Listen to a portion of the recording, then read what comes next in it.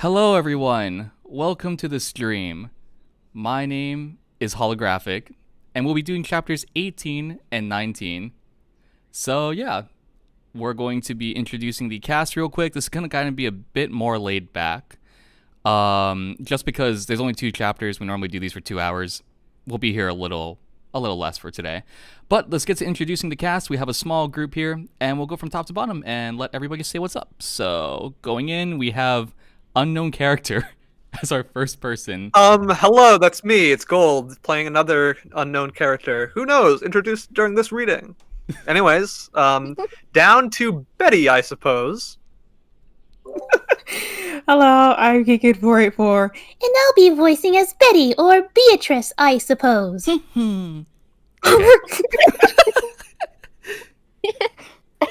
Hi, I'm Kyles, and I'm Amelia.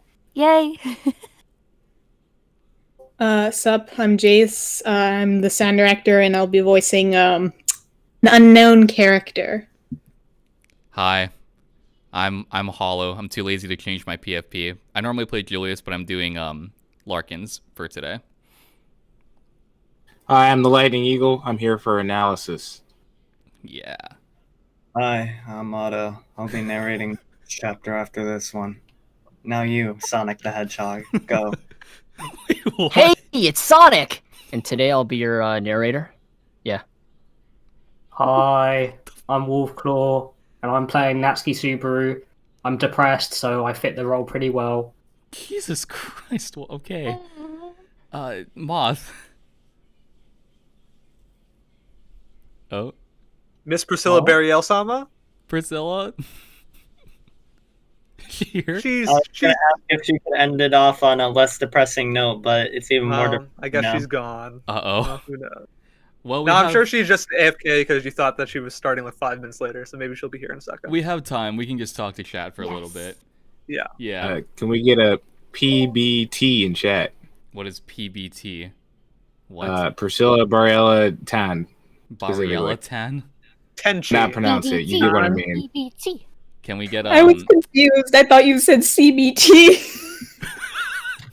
Priscilla Barielle. No! Can we get a This is a Guys, can we family-friendly get some stream. words guys- of wisdom from Petra? What would you like? Oh no. Alright guys, we're gonna be reading Lust If. Here we go. Oh, I didn't 3-0. read Lust anything. if. I have to leave so I don't get canceled. Alright, so I guess Yeah. we can go over housekeeping rules before we start. Oh, Moth's back. Yay! The PBTs in chat. Yeah, no. Yeah, to describe her situation in general chat. Oh, shite, my computer. Ah! I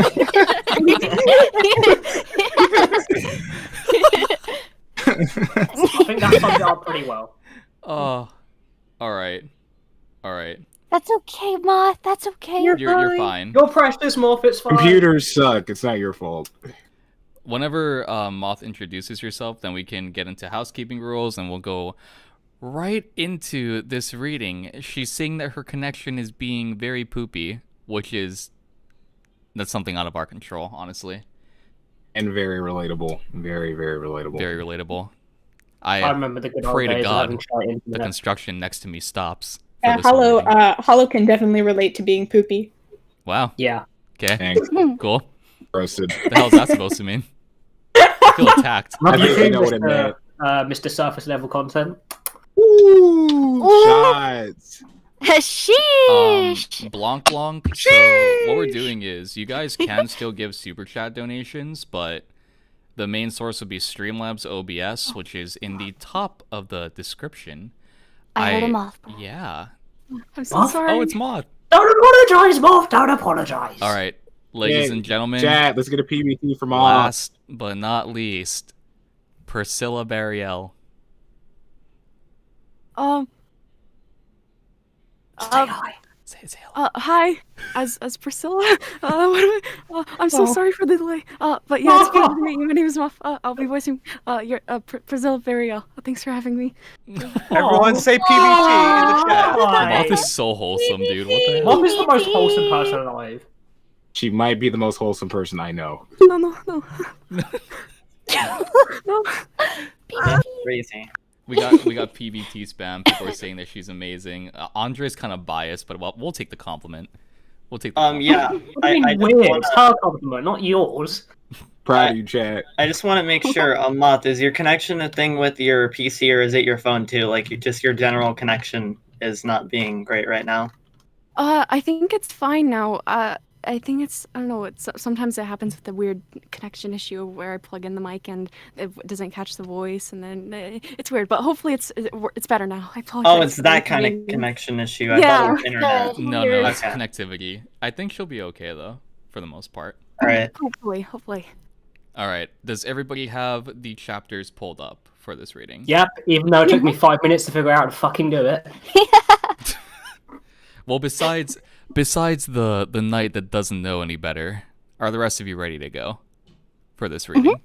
Give me 1 sec. I need to make sure the music stuff is ready to go. We can do get to work, sound stuff. director. If I did everything right, it shouldn't be playing donation noises still. If I didn't, I am so goddamn sorry.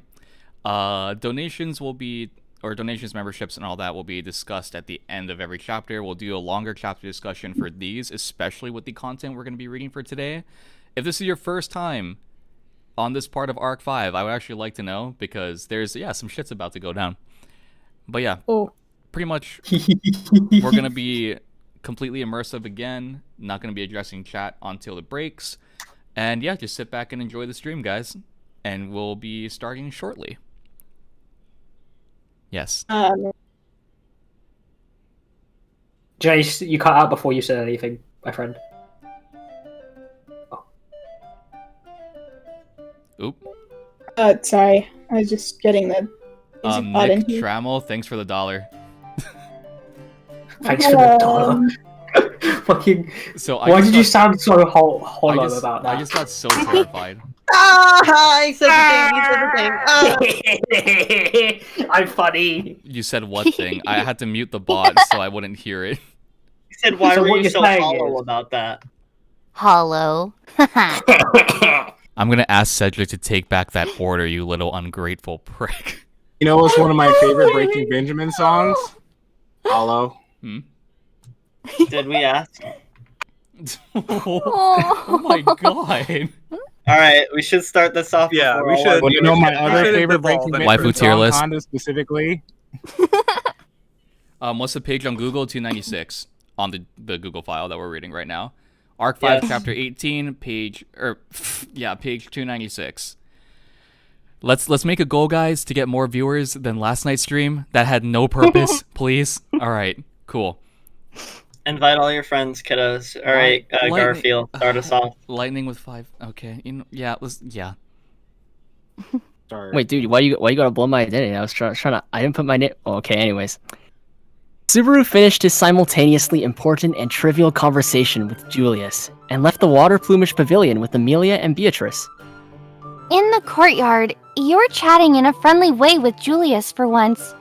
What were you talking about? First of all, thinking I was getting along with that guy was a mistake. But what do you think we were talking about? Where should we go play next time? Something like that. Are we school friends? Even if Amelia's casual assumption about their relationship was right, even assuming Julius and Subaru went to the same school, they would be in entirely different social groups.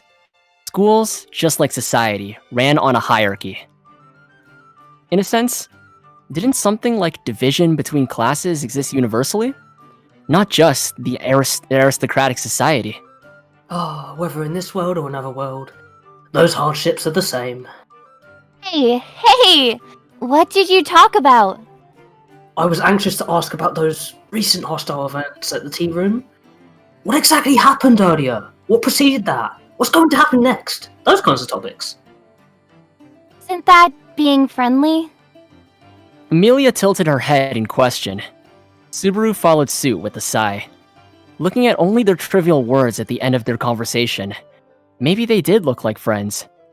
But it was himself and Julius, so that wasn't possible. He wasn't a friend. He was something infinitely more annoying. Although it was impossible to say exactly what it was. Well, he's definitely not a friend. There's no doubt about it. Honestly. Amelia turned around to look to Beatrice, who wordlessly sighed in response. Subaru felt somewhat alienated by the air of mutual understanding between the two. In any case, his conversation with Julius in the courtyard had concerned Reinhard, Wilhelm, and the relationship with Heinkel Astrea.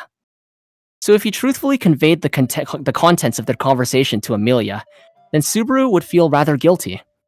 In addition to hesitating to reveal the private affairs of the Astrea family, Subaru did not want to cause unnecessary stress for Amelia.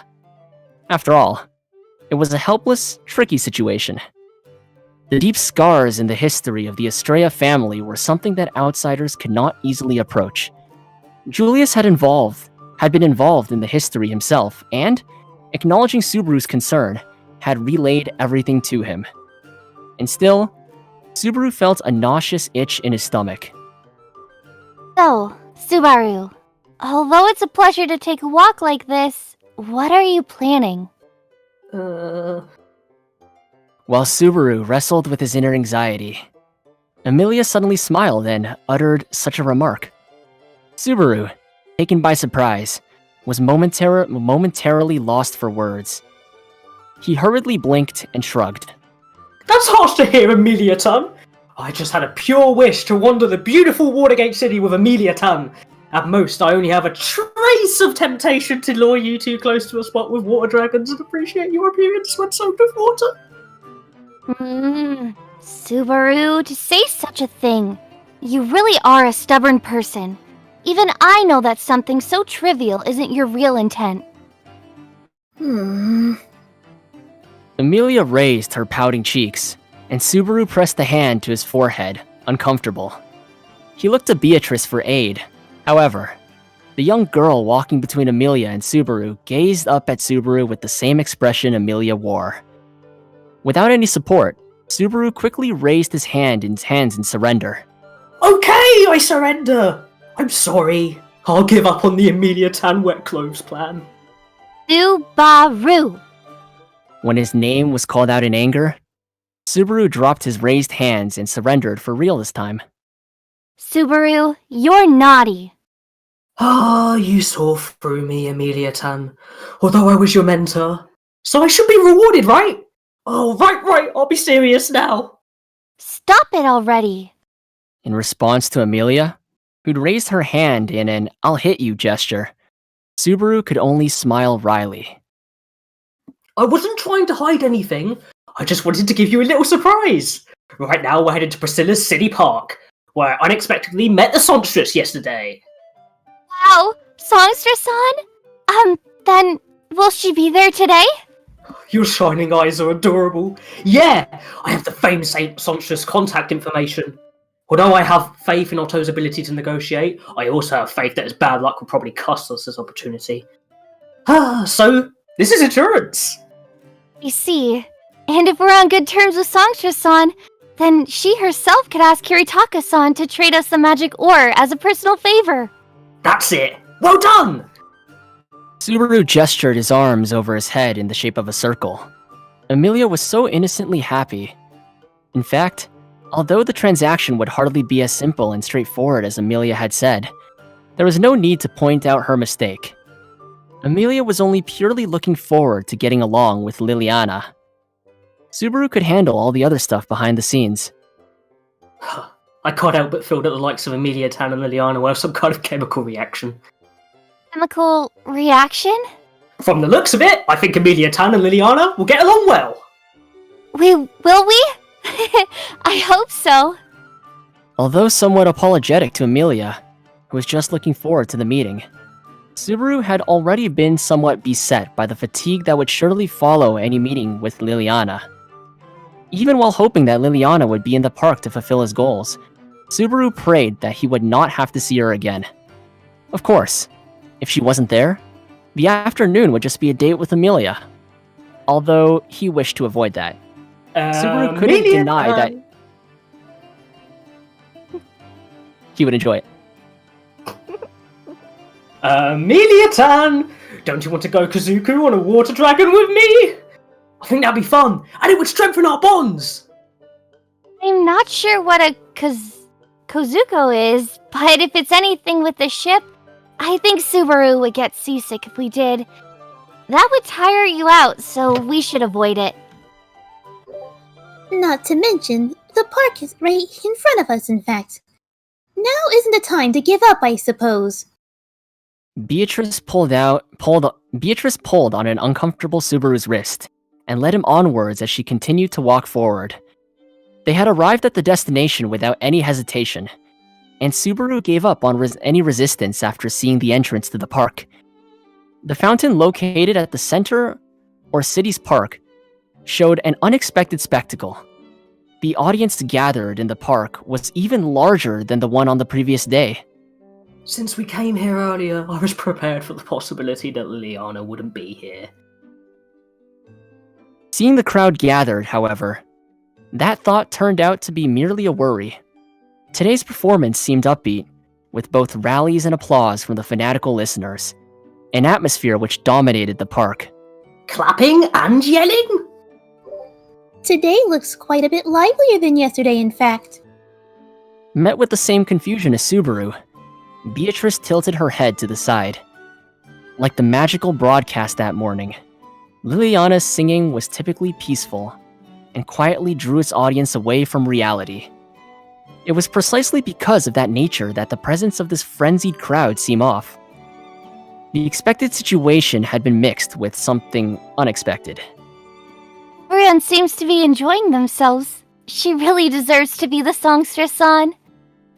Although Amelia was eager to push through the hustle and bustle to have a good look, Subaru had a bad feeling about the entire situation.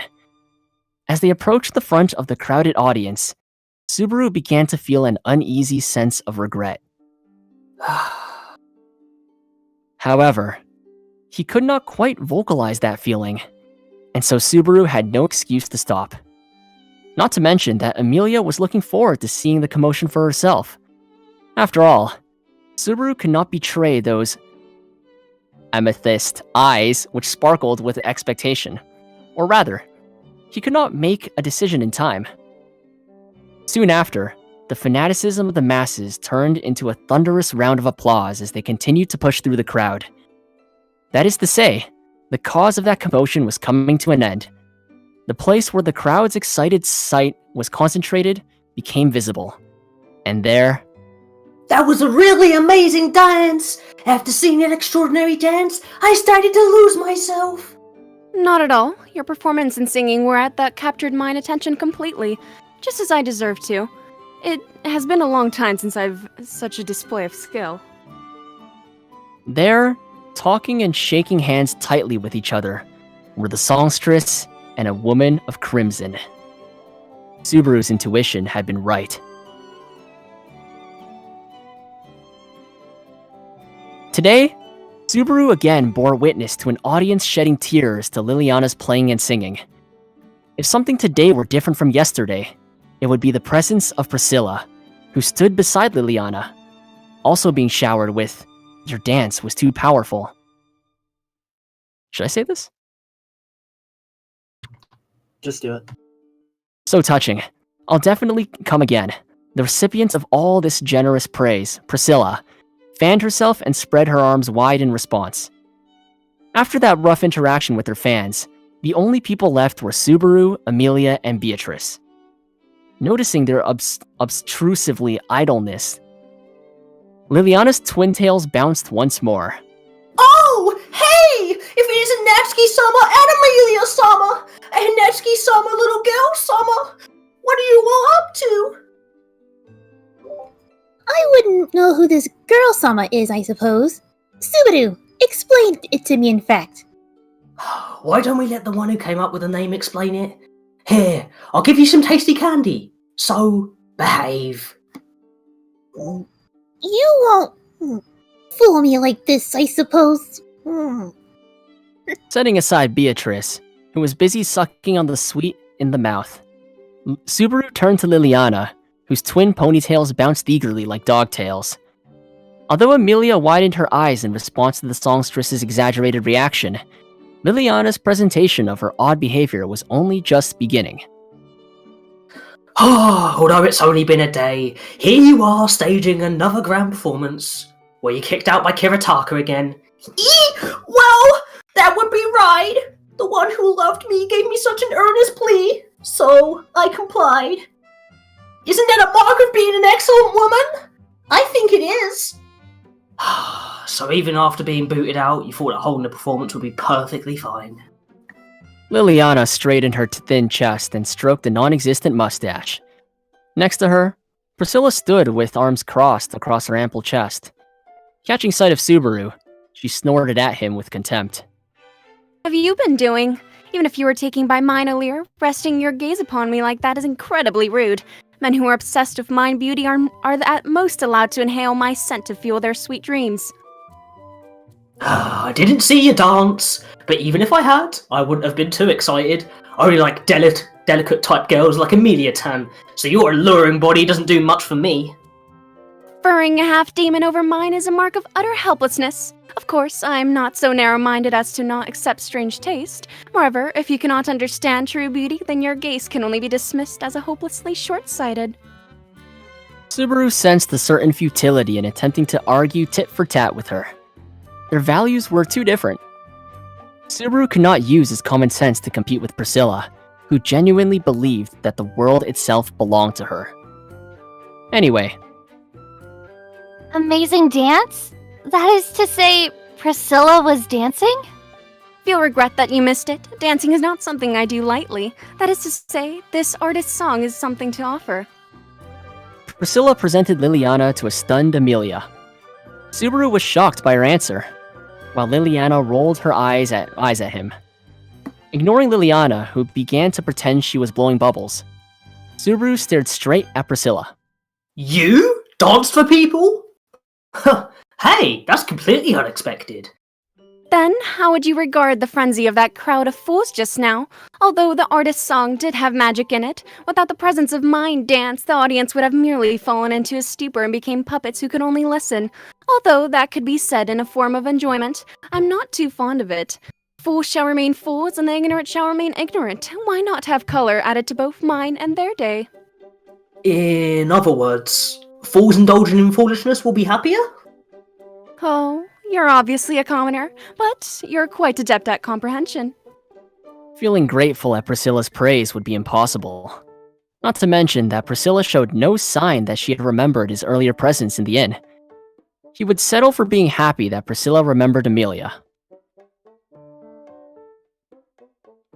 But Priscilla Sama and Amelia Sama! So many exciting people are assembled here!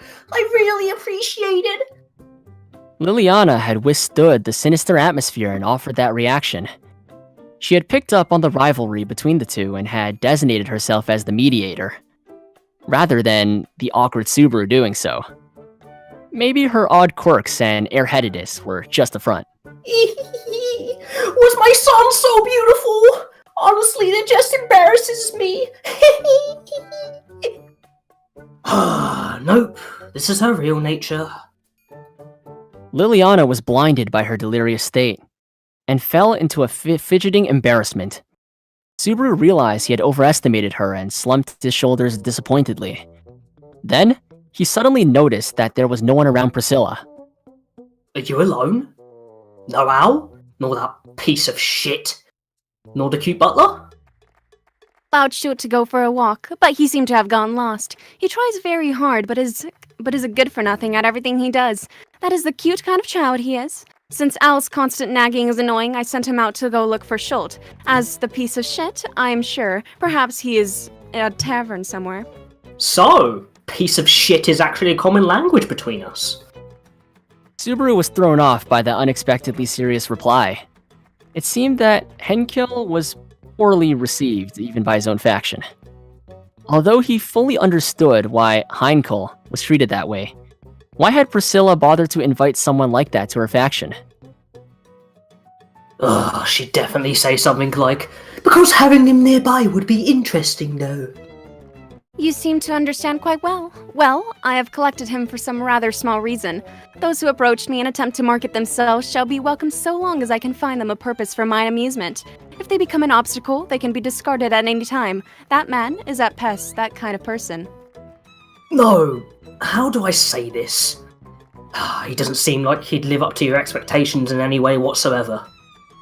It seemed as if it was precisely because her expectations had not been met that Priscilla had flown into a violent rage. But perhaps Priscilla had even already long forgotten that event. But don't you feel like this is dangerous? Right now, I never let Emilia Tan go out alone. Danger's there to mind self now. That mind just... I'll redo that. What danger is there to mind self now that mine 3 attendants are absent? The only advantage that they would grant me is the ability to see what is behind mine self. Ah, is that it? That was quite a disdainful judgment of the capabilities of Al and the others possessed. However, after seeing Priscilla in action, that perspective was understandable.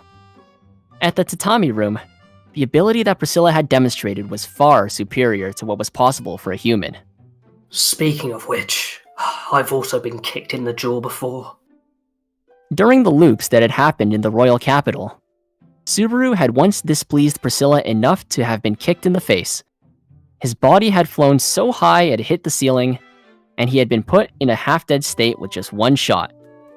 Remembering it made Subaru feel severe pain, like his jaw had been broken. So, you threw Owl aside and came to see Liliana. This mere urban landscape has done well to soothe mind boredom. Unlike the narrow structure of the royal capital, the city has many a place worth viewing. As I explored, a lovely river of song flowed to me. Yeah, at first when the dancing created a frenzy, I really had no clue what would happen. Sometimes there are people who recklessly join my performance and change the mood. Although most of the time, my song hits them and they change their minds. You really don't act like a songstress should at all. To just invade a song like that was too bold of a move. And indeed, it was rather a shock that Priscilla had joined in with the dance. That the audience had been so taken with it meant that her dancing was on par with the song itself. Although it would have been a stretch to say you can win hearts and minds like I can, there's a fact of a certain value in your voice. How about it? Come to mine side, let mine influence give you status, and allow me to offer you the honor of playing for mine mansion. In other words, Priscilla rather appreciated Liliana's song and gave her an unreasonable demand. Although the idea painted Liliana as Priscilla's personal musician, darker implications behind Priscilla's words were present as well. If her anger at being unable to win Liliana reached the same level as her appreciation for Liliana's music, what would she do? It was that terrible implication. Then, Liliana replied. Thank you very much. That's such an uplifting evaluation, and it makes me really happy. But, please allow me to refuse. She did not know about Priscilla's terrible anger, nor was she capable of reading the mood. With that horrifying ignorance, she rejected Priscilla's proposal with casual enthusiasm. Oh, you refuse? Why? Sure enough, Priscilla's voice lowered, and her gaze darkened. Shivering, Subaru, who was completely unrelated to the situation between them, felt a blade of cold brush his back. In one sentence, the atmosphere was about to turn deadly. In her own world, free of tension, Liliana stroked the box which held her instrument. I am Liliana, a traveling bard. Although it is true that I am being asked to stay in the city like this, I am a traveler who will return to wandering in the wind sooner or later. Not bound by land, not bound by others. That is how I serve my profession. Such a way of survival that has long been decided. Therefore, mine invitation was refused. Whether my mother, or her mother's mother, my family has always walked that path. We are all people who have chosen to forsake everything that is material so we can carry on, leaving only song in the hearts of others. Just as no one can capture the wind, no one can stop a song. Therefore, although I am very happy about your invitation, please allow me to refuse. After all, even if I do not know where my psalm will travel, because every decision has been entrusted to the wind. Lifting her instrument, speaking proudly, Liliana's expression bore no trace of hesitation. Her usual tricky expression was gone, as was her deliberately affected atmosphere that existed to provoke the nerves of others. There was just a bard, the pride of such creatures who wished to preserve their stories and songs. After listening to Liliana's reply, Priscilla held one hand aloft and closed one eye. With her other eye, she trained a scorching crimson gaze like boiling magma was held within them, at Liliana. Then, at Liliana's unwavering expression, Priscilla suddenly gave a sigh. Excellent. That determination is also pleasing. Forgive me, the vulgar one here seems to have been I. No, not at all. I'm very deeply sorry. Toward Priscilla, whose mouth was on the verge of blooming into a smile, Liliana offered a heartfelt response. Really, the interaction between the two left Subaru dumbstruck. Squinting at his frozen expression, Priscilla frowned as if displeased. What is it, commoner? You seem bothered. It's really nothing other than shock. I thought you were going to bisect Liliana after she rejected you, and I started to shiver. That is rather a ridiculous worry. No such thing would happen, was what Priscilla's indicated. However, before she had heard Liliana's reasoning, Priscilla had no doubt intended to kill her. Before that decision had been consciously reached, however, Liliana's opportune words had the balance to tilt in a lucky direction. At least, that was how Subaru saw it. I was also a little surprised, since Priscilla-san seems like a I'll take whatever I want kind of person. The landmine that Subaru had taken pains to avoid was unexpectedly triggered by Amelia. Amelia bluntly blurted out her impression of Priscilla. Subaru involuntarily straightened his back and spun around to face Priscilla. But Priscilla merely closed her eyes and... What foolish words, half-witch. How could your clouded eyes ever judge mine character? There is a limit to how many impolite insults I shall allow. What an unforgivable girl, in fact. If you have time to muse on the helplessness of others, then you should reflect on yourself and your own demeanor, I suppose. Betty thinks that would be more meaningful to both parties, in fact. Beatrice. As she listened to Priscilla's relentless derision, Beatrice gripped Amelia's hand, who had a troubled face. Priscilla, however, raised her eyebrows, looking at Beatrice as if noticing her for the first time. Such a little girl dares to speak like that? Mine magnanimity is not determined by age. If you hold the incorrect notion of your youth will be spare mine wrath. You would best change your attitude right now. Your meddling really is unnecessary, I suppose. Watch who you call little girl, in fact. Taking Betty's appearance at face value will cost you dearly. Flames of hostility burst into existence between Priscilla and Beatrice. The two girls, dressed in elaborate dresses, seemed to have terrible compatibility. Although Subaru never doubted for a second that Beatrice would win, he knew that these conflicts were inevitable when the royal candidates met.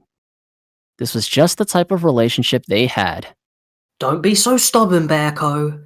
Priscilla's just volatile like this, and arguing with her is pointless.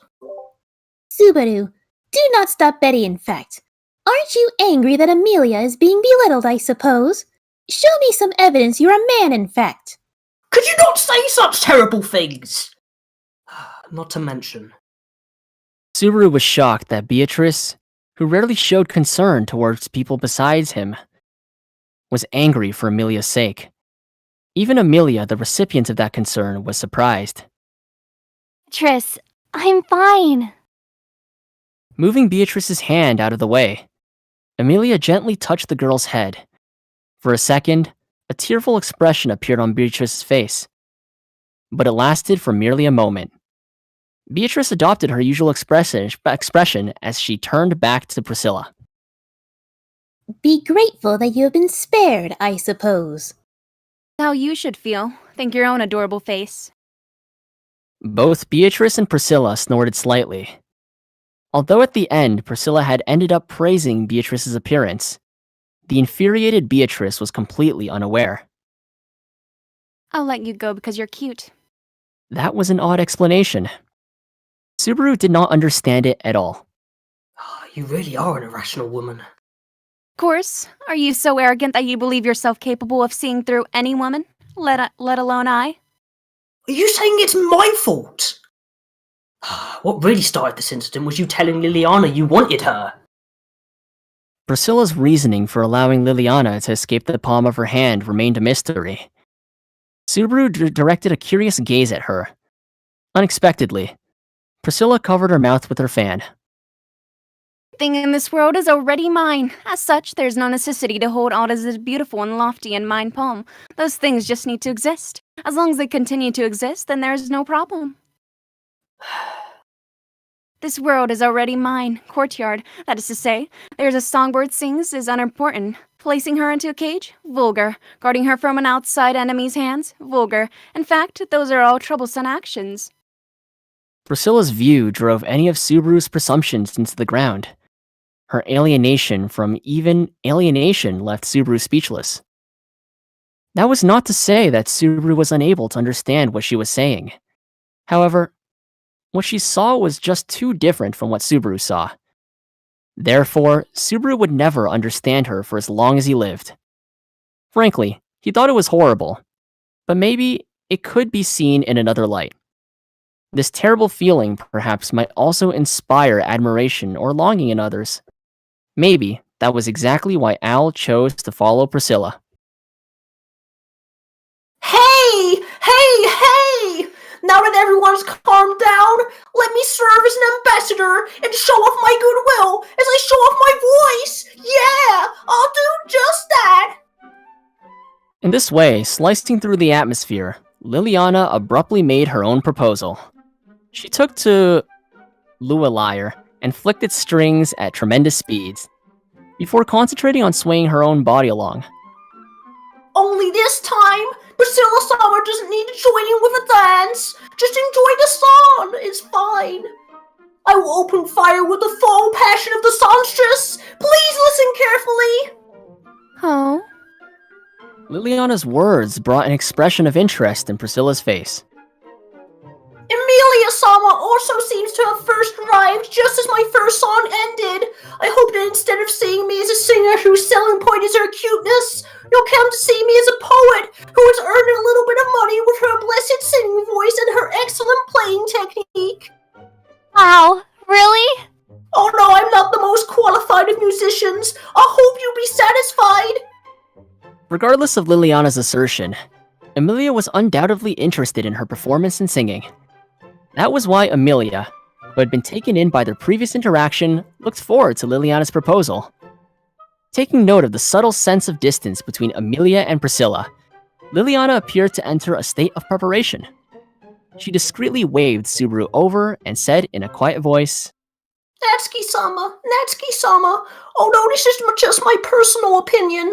Are Emilia-sama and Priscilla-sama on poor terms? That's hardly a matter of opinion. It's obvious from their exchanges. Besides, Priscilla doesn't get along with anyone. Of course there's tension with Emilia-tan. This is huge! Liliana seemed shocked, and her hair jumped like an alert dog's tail. Were nerves linked to her hair? He really wanted to reach out and grab it.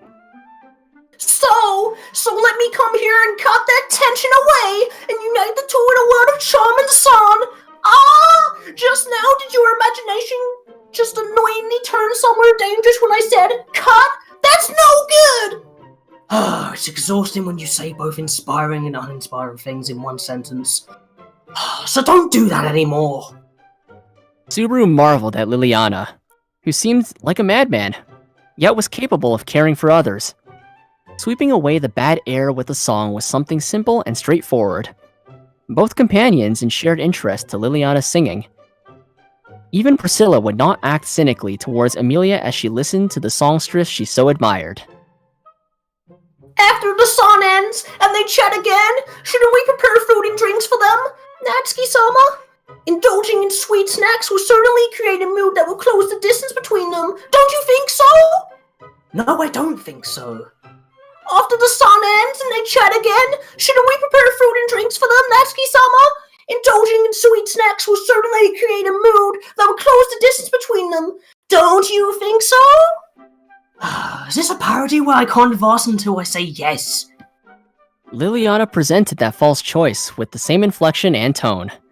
And Subaru had no choice but to give up and choose yes. Liliana's expression suddenly became open again. The high degree of difficulty in communication between the human species and the Liliana species was certainly a matter to be considered properly in the future. Alright, I'll buy some snacks while Liliana sings. Amelia-tan, I'll be right back, so don't argue with anyone and wait here quietly, okay? Really, you don't have to worry so much. And besides, it wouldn't happen anyway. I don't want to fight with Priscilla-san. Subaru had cautioned Amelia just to be sure, but she wore a large smile. Although he did not doubt Amelia, even if she did not initiate an argument, Priscilla's presence made the likelihood of one rather high. Beatrice, if something happens with Amelia-tan, I'll leave it up to you. I know, in fact. If that girl tries to talk again, I'll burn her into ash, I suppose. You won't argue either, right? Committing that task to Beatrice, who was much more volatile than Amelia, Subaru prepared to leave the park. But before that... Priscilla? Is there anything you won't eat? How unexpected. A commoner like you is actually showing consideration. Well, in that case, prepare something interesting. If you find something boring, I'll lift you up by your head and slam you down again.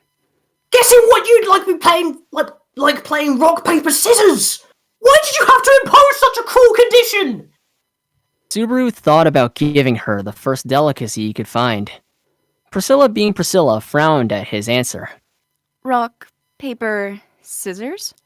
She tilted her head to the side. Since she had once forgotten Subaru, maybe she had even forgotten that they had played rock, paper, scissors in the past. Subaru had no idea what to say. She truly was impossible to deal with in every sense of the word. Subaru, be careful. If anything happens, call for Betty, in fact. Sent off by Amelia and Beatrice's gazes, Subaru waved his hand. Afterwards, he waved his hand and winked at Liliana as if flirting, then ran from the park. Soon afterwards, the light melody of Liliana's Lullaire arrived on the wind. Hearing it, Subaru thought of returning to the park as soon as possible, thinking that he had to be a part of the recital at all costs. He injected more power into his running stride. It had been 10 minutes since Subaru left the park. I'm so worthless. Really? After leaving the store, Subaru looked at the contents of his paper bag inside. In order to procure proper desserts, the errand boy Subaru went for the first suitable store he found and completed his shopping as soon as possible. Although he was intrigued by Pristella's famous delicacy, a rare product called Gina Jelly, he didn't have the courage to bring it back to Priscilla. Although phrasing it as fearing the deterioration, the relationship between the two factions sounded nice, what Subaru in fact feared was Priscilla's unsatisfied reaction itself. But I wonder if this tastes the same as unagi jelly. Although I do feel ashamed about lacking the courage to confirm it for myself. I don't quite hate myself. Subaru whistled at his complicated self-examination, running along the road to the park at a brisk pace. He had counted 10 minutes since he had left, and there had been no change in his contract link with Beatrice. Even so, his masculine pride bid him to return as soon as possible. But... sorry! Turning quickly around a corner, he nearly collided with someone. Although he had hurriedly avoided them, Subaru turned his head to make sure. Sorry, my bad. I don't think I hit you, but are you okay? Hey bro, is that any way to apologize? You should show me more sincerity. The man who Subaru had almost collided with replied in a rough voice, his expression changing as he saw Subaru. At the same time, Subaru himself was also stunned. Whoa! Is it Chin? Oh, you even hired by Felt. Why are you still up to the same mischief? You're so damn annoying. I told you that it's not Chin. And what are you even doing here? The man who angrily spat those words was yesterday's messenger. The one who had made a mess of delivering his message. According to what Felt had said, he had supposedly been instructed to spend the night at another hotel in the city. You're all alone, and not with Ton and Khan. Ah, that's really curious. Curious or whatever. What do you even know about me? There's nothing between us, so why do you keep trying to start something? You're so annoying. God damn, move already. You're so cold, even though we have a relationship of life and death. I don't remember that kind of thing. Larkins, who was unfamiliar with Subaru, made an irritated face as he tried to avoid him. Even Subaru himself had trouble understanding why he had felt such kinship. Perhaps the ordinary person's sensors in Subaru's heart treated Tonchin-kan as ordinary people. So many of the people in this world were ridiculously strong, so facing them would have Subaru breathe a sigh of relief. Even though they had obviously killed him once before, he was really getting bolder. Anyway, don't bother me. I'm working right now. You used to screw around and mess with people, and now you're doing proper work. I'm so happy for you. Who the hell is this? You? As Subaru pretended to weep, Larkins escaped from him and headed for the crowd. Having received the cold reaction, Subaru scratched his head in self-reflection. If one had the bad habit of not taking the initiative to talk to people, there would also be a lingering sense of distance. Watching Larkins disappear into a sea of people, Subaru turned towards the park again, and then his feet suddenly stopped. Subaru turns his head and begins to feel suspicious. Before his eyes, in that subtle moment, is the reason that Subaru stopped. There were people who had stopped. The crowd that Larkins had headed towards were all frozen in their tracks, and Subaru inadvertently followed suit. Larkins curled his lip and pushed his way out of the crowd. This guy, that guy, and this guy too. What are you all looking at? Filled with irritated insults, Larkins also aligned his gaze with the gaze of the masses, which were directed at the top of the roof of a towering building. An exceptionally tall building that acted as a clock tower, inlaid with a mosaic of crystal engravings, and a magic crystal fitted at the very top. In any metropolis or town, this building would be taken for granted. Each city or tower would have several of these clock towers. In the city of Priscilla, there were also a number of clock towers scattered about. The clock tower here was merely one of many. However... Gosh, honestly, please excuse me for making a ruckus. My sincere apologies. There, a figure stood, staring out from the open window of the clock tower, dangerously close to its edge. The figure's attire drew the attention of everyone nearby, and its voice trembled as if bathing in the weight of all that attention. Thank you. I really only need just a little bit of it, so please let me borrow your time.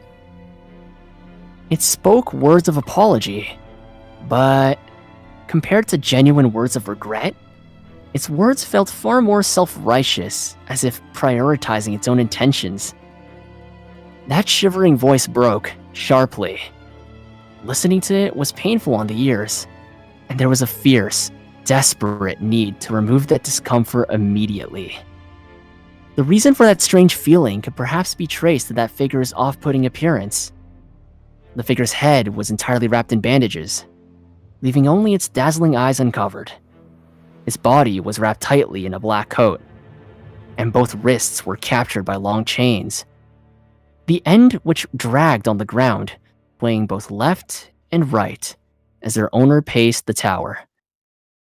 It offered the masses a strange gesture, a smile, perhaps. But the bandages concealed and distorted its mouth too much for the expression to be comforting. My apologies. I am a Sin Archbishop of the Witch Cult, representing Wrath. After saying that terrible title, the figure reported its name. I am called Sirius Romanicanti. With malice, she smiled. And so we end chapter 18, where shit's really starting to kick up in the story. Good job, everyone. On chapter 18, debut for Gold, who can change his name now to the actual character. Doing it right now, yeah. Nice. Can I just say, your serious voice is amazing, Gold. Light novel illustration unlock. Woo! Did you have to sound like a robot while doing it? I take inspiration from Diva. Yes. Arc 5 has been like super interesting.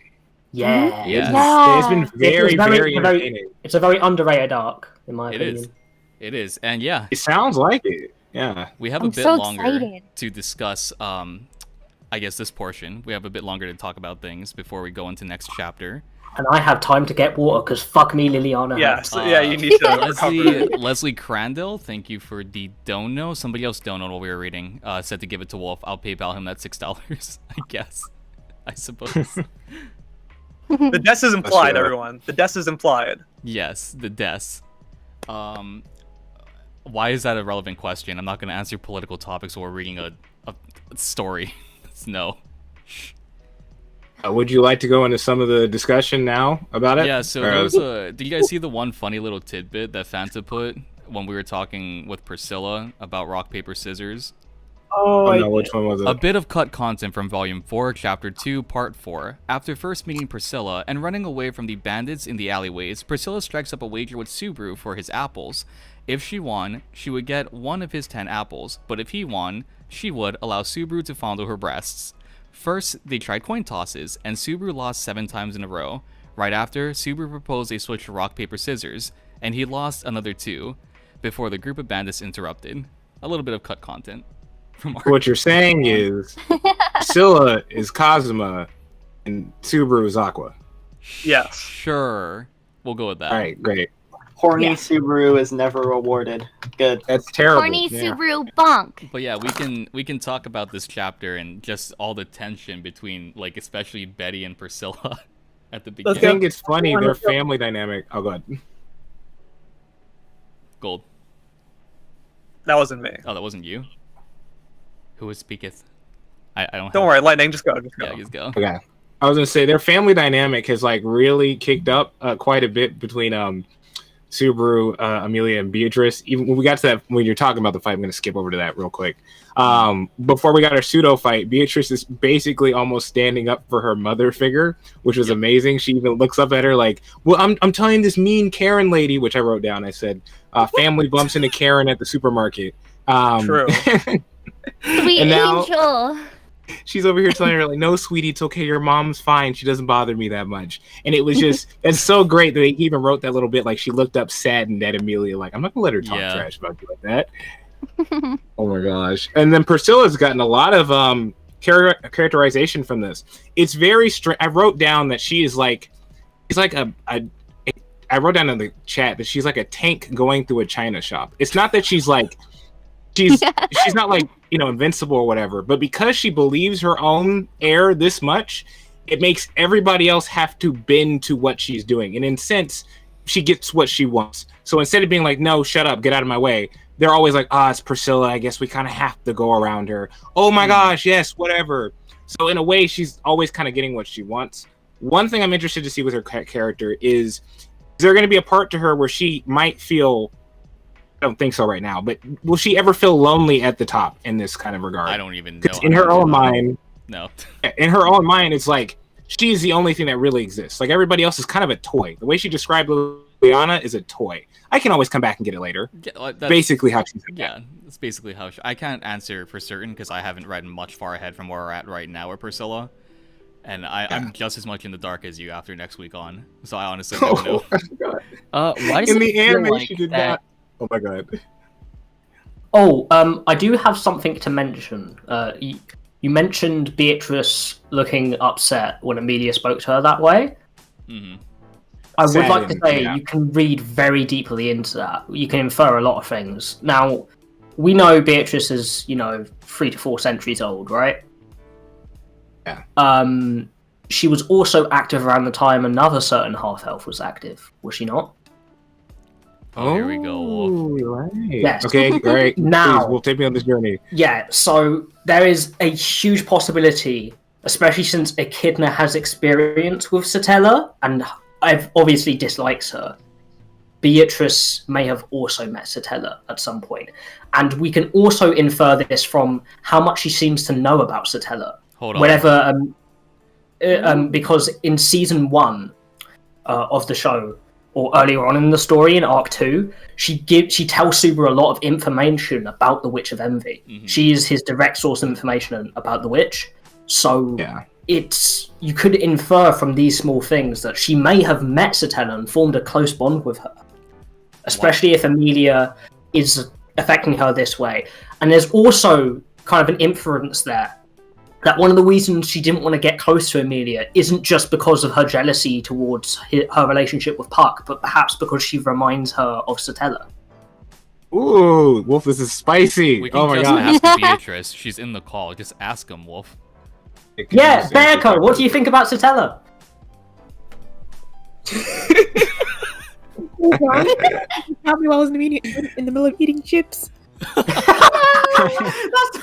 think Super had Yeah, something to she's say busy. though. So what was up, Super? Oh yeah, I was gonna say, back when Lightning was talking about how Priscilla's like in her own world and everyone has to move for her, like, why do I feel like she actually has like a conscience?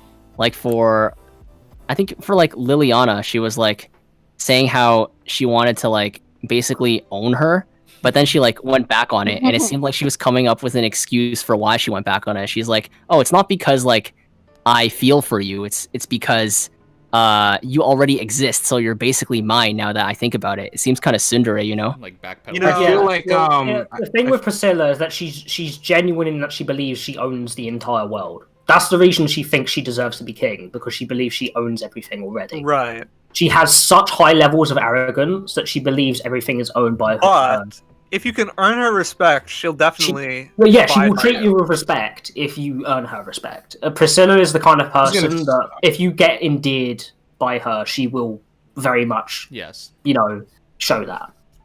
I was gonna say, it seems like she does respect at least the amount of hard work, like the last reading you guys had, when Felt was describing the fact that she was the one who built up the lands. Her and Reinhard. Priscilla, though still talking, smack, did get to the fact like, yeah, you did it, so I'm not going to do anything about that. She seemed to have when people have a true passion, because Liliana was kind of giving like an actual true passion, she seems to go back a little bit. Like she's not as upset. It seems like when people are faking around her, yeah, which is a very interesting part to add to her character. The one major thing that... Wait, go ahead. Go on. Okay, yeah. Well, I was going to ask, why did she step on Subaru before then? Didn't Subaru show real passion for Amelia? Yeah, but she told with it was that desperate. situation, Yeah, it was more like he was groveling for her to help, and not like, hey, you remember what he told Krush when he was upset with her? He was like, you're at fault, you're a terrible person, and all those people are going to die, and it's on your head. If he said something like that, I don't know if she would have reacted the same. She probably would have been pissed. You've also got to realize with Priscilla, the way you earn her respect is not just by being an upright person, it's by having self-pride. Yes. Subaru doing what he did in that moment was literally throwing away all of his pride as a human being. He was going to lick her foot like a dog. He was literally so desperate, he was willing to throw away his pride as a person. That's how little he felt as a person. Priscilla doesn't respect people that hate themselves. So if he came there and just said the exact same things, like he just spewed the exact same content, but instead acted confident about it? No. No, it's more the idea that he would have to outright refuse her and keep his pride. It's more about the fact that she was talking about like how, it's more she could tell that it was for himself more so than it was for Amelia, and that was sort of like what her grievance was. It was sort of like, you're desperate because you're doing this because you want this. The cat saying pig's greed is how she pig described greed. it. Yeah, she literally says you have the greed of a pig. I'm really loving how much like. I think another thing was just that like maybe she wouldn't have like been so mad even if he was doing it for himself. But the thing was, when he decided to sacrifice his pride, that was contradicting. He was acting like he was being selfless when he really was being I selfish. think she invited him to. She's like, "I'll do it if you lick my feet." Well, no, she was Well, playing yeah, into but it at that This was point. the That was unique a- combination of Subaru's circumstances at that point. He was being incredibly selfish, but he has no self-worth. So he's doing things for himself, but he has no pride in what he is doing. He doesn't really believe in the efficacy of what he's doing, if that makes sense. Okay, so let's move a bit further ahead because there's still one major part from last chapter, and that's the serious reveal. So we can get into that. How do you pronounce his name? How did you pronounce that? Serious? Serious Romanticanti. Yeah. So it's almost like serious, like actually like No, serious. it's serious. Yeah, it's like They're like the It is star. serious. yeah. It is like the star, or like that one Sirius character. Black? Sorry. like like Sirius Sirius Black. Black. Yeah, There's a that's how few you pronounce star it. names. There's a few implications that we have to pick up from with the new reveal of this Sin Archbishop. By the way, I hate that she's Wrath. Disgusting. Minerva. I was about to ask how you felt about disgusting. that one. Yeah. Anyway. Big one is Romani Conti. Yeah, so there's Yeah. that, but also keep in mind that they already bumped into Regulus in the same place. Yeah. So, Wait, so Which means we have at least two we Sin have two Archbishops Sin in this Archbishops city in the city. right now. That's also terrible. One really cool thing you guys brought up, I think, last time is the fact that we've had two archbishops. Is that 3 archbishops with the name of stars, right? 'Cause that's a star. Betelgeuse is like one of the biggest stars that we know of. Something. Orion's Who's gonna got break whatever. it to him? Who's gonna break it to him? That And Subaru also is somebody already said, right? That's also a name of a star. is it a No, it's not the name. No, it's star cluster. It's a star cluster. So Subaru is not a star itself; it's a constellation. It's the Pleiades. Yeah, Pleiades. Okay. It's Yeah, yeah. Japanese word for the Pleiades. Not a constellation, a star cluster. Well, It's a star yeah. cluster. Yeah, but all the So Sin how many- Archbishops so far have had star names. How many Sin Archbishops have we known so far? Is it 4? Right? Yeah, Betelgeuse, Regulus. Regulus, Shithead. Lay, baby, and Lady Baton Kaitos. Baton Kaitos is the one you want to pay attention to in that And name. it's serious now. But yeah, That's really the cool. name Sirius Romani Conti.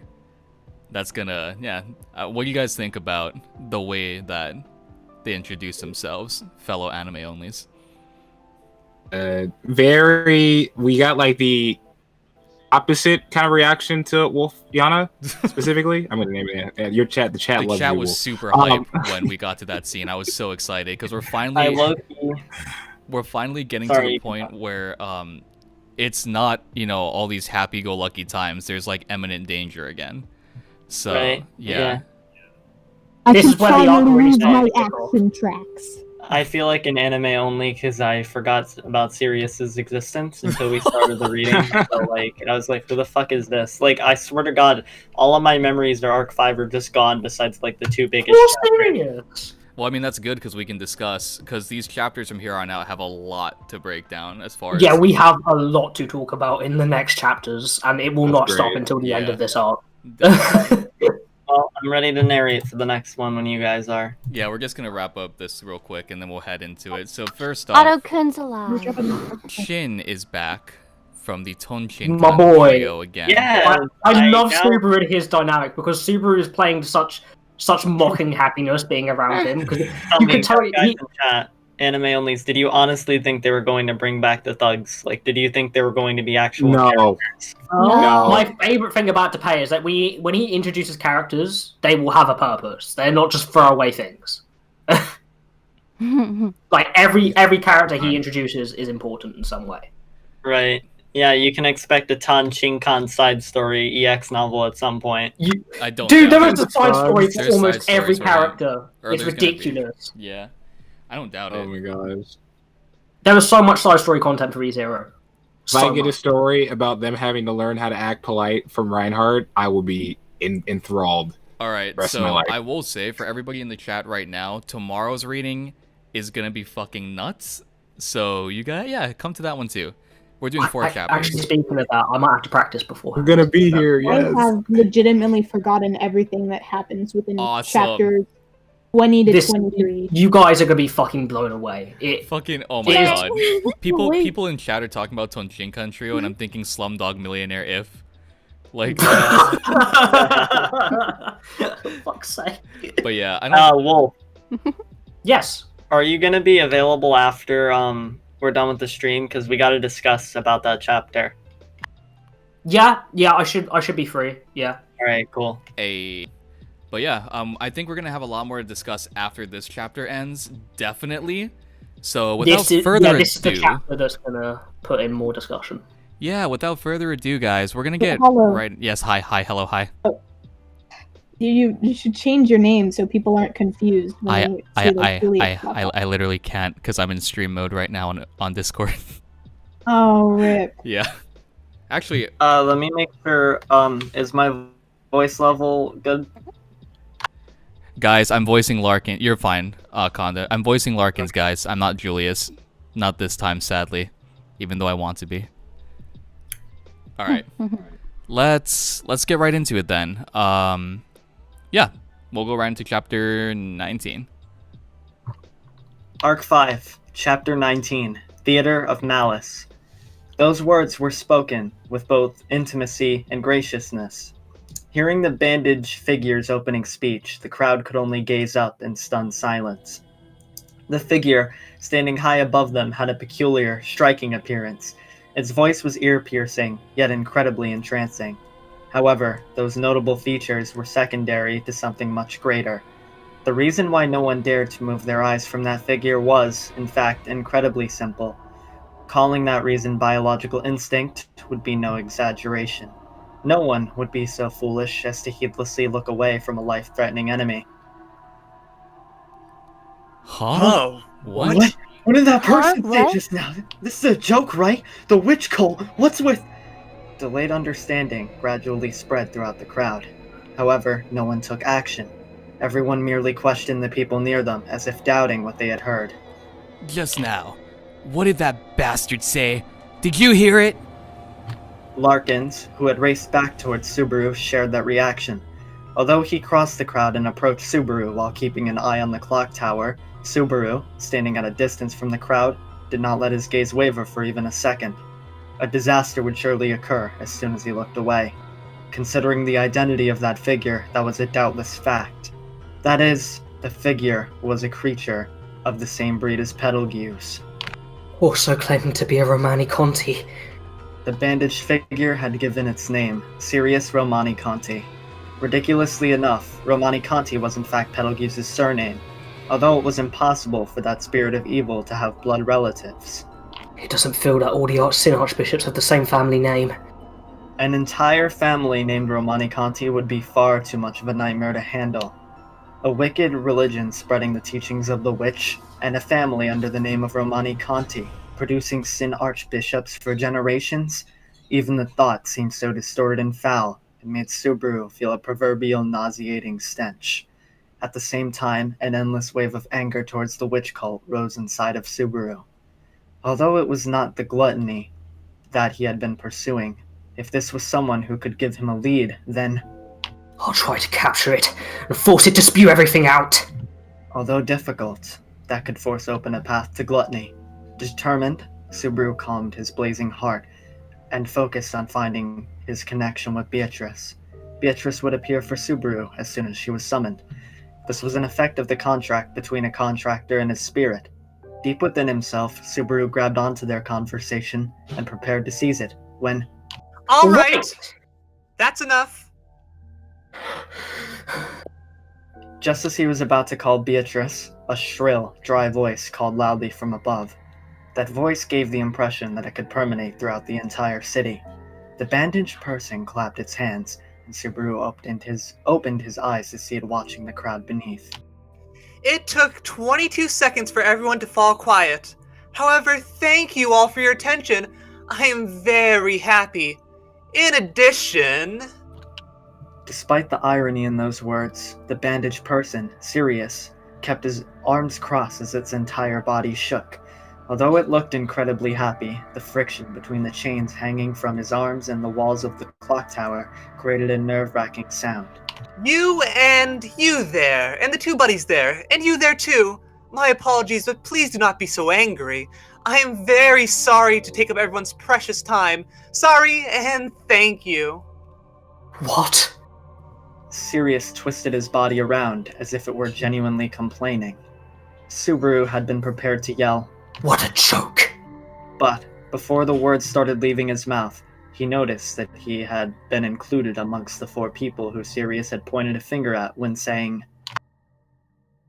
"Do not be angry." Looking around, he saw the other people who Sirius had pointed out. They all seemed to possess some amount of skill. A demi-human with a sword at his waist, a woman in a blindfold, and Larkins, each sporting blushed faces. Those who had been named had all been people who had been prepared to take some action against Sirius. This was a warning that their plans had been seen through. Subaru felt cold sweat begin to bead his forehead, and he stopped calling for Beatrice. He had long understood how terrifying an attack by the witch cult was, and knew that survival was everything. In the square around Subaru, no fewer than 30 people had gathered. If he was unable to find an advantage in any way, then his situation was already deadly. Subaru gave a wink to the other 4 who had been mentioned by Sirius, forming eye contact. The demi-human, who looked like an adventurer, caught his eye, and the blindfolded women sensed his attention, as did a sharp-looking city merchant. Only Larkin's face revealed vague confusion as he looked away from Subaru. Larkins held the most powerful card, the ability to summon Reinhard.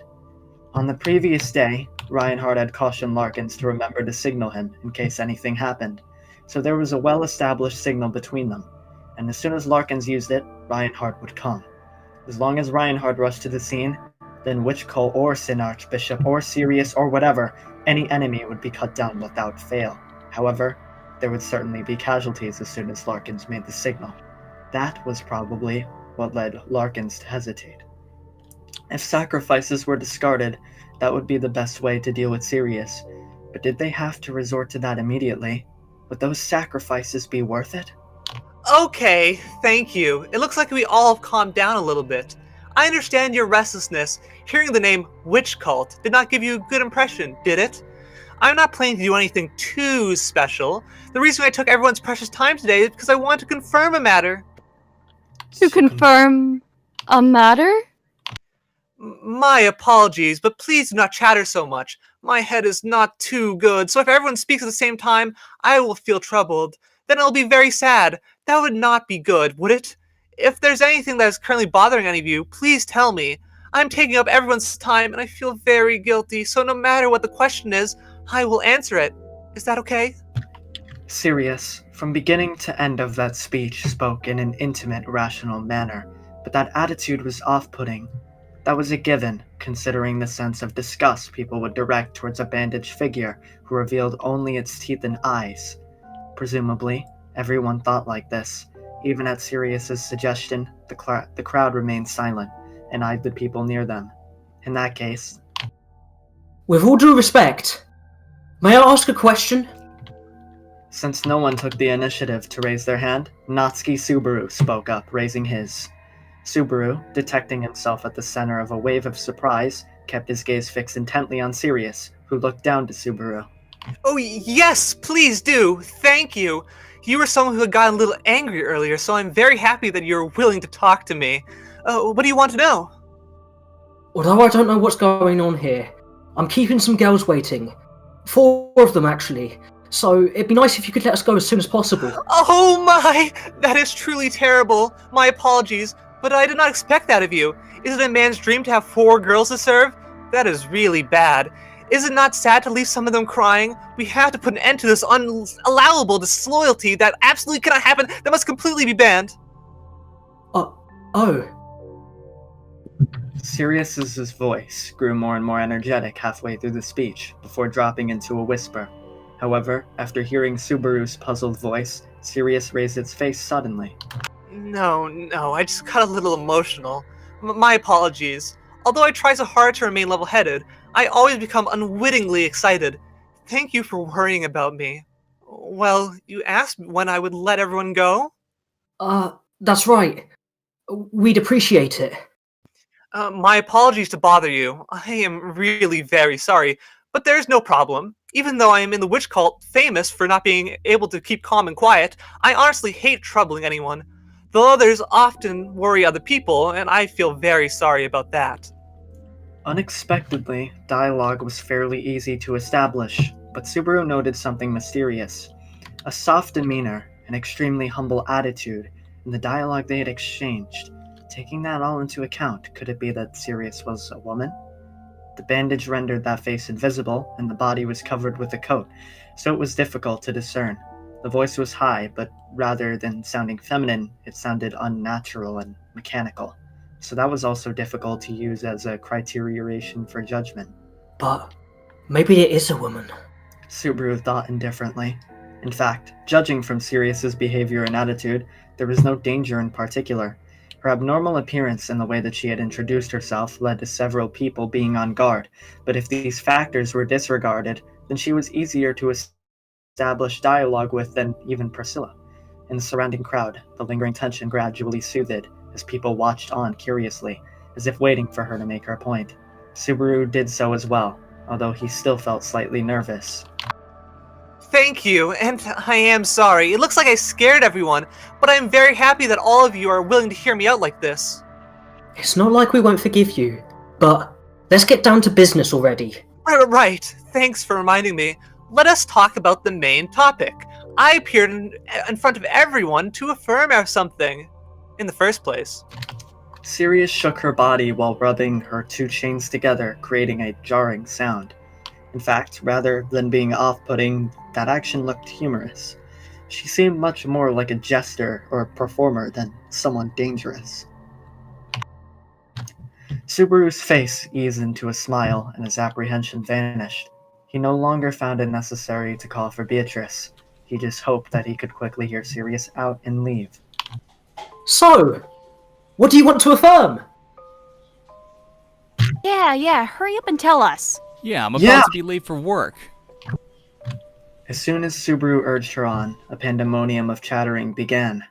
The last man speaking pointed at the magic crystal on top of the tower Sirius was occupying and burst into laughter.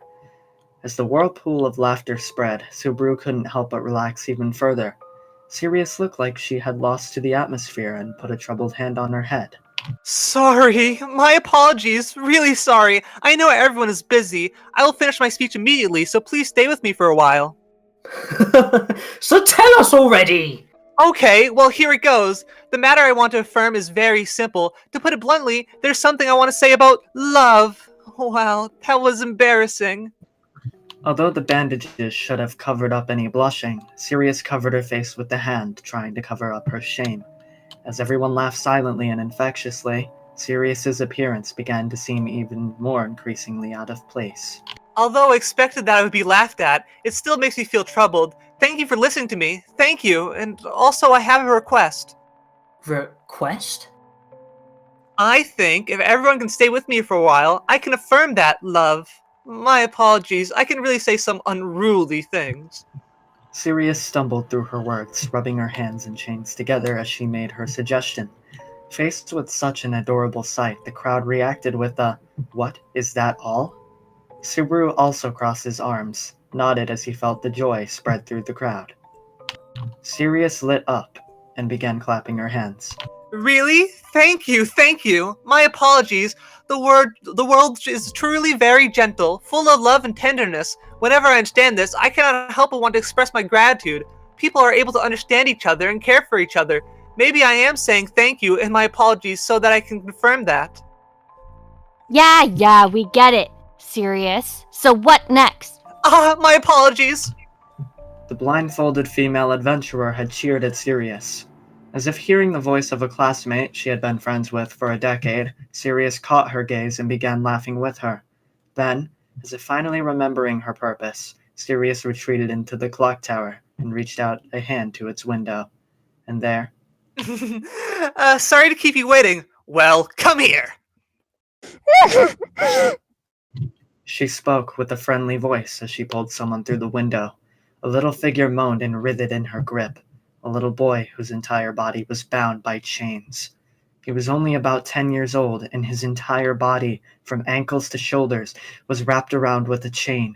He was also gagged with that chain, the corners of his mouth dripping blood.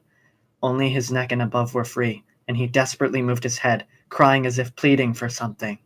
My apologies that I've scared you so. However, as a man, crying like this is not good.